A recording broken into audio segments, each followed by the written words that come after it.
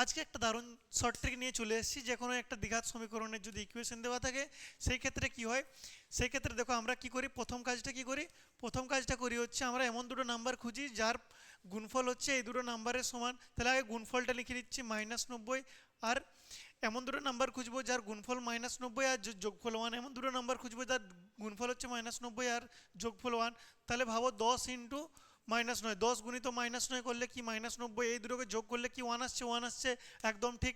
এরপরে কি করবে, এক্স স্কোয়ারের যে সহগ, এক্স স্কোয়ারের সহগ কত আছে 2, সেই 2 দিয়ে আমি এটাকে ভাগ করে দেব আর এটাকেও ভাগ করে দেব। ভাগ করলাম, এরপর অ্যান্সার কি আসবে, এটাতে 5 আসবে, এটাতে -9/2 আসবে। এরপরে কিছু করতে হবে না, এখানে মাইনাস করে দেবে, এখানে মাইনাস মাইনাস প্লাস হয়ে যাবে। তাহলে এই যে অ্যান্সার দুটো আসলো, এটাই হচ্ছে এই সমীকরণের বীজদ্বয়। ভিডিওটা ভালো লাগলে লাইক করে দেবো।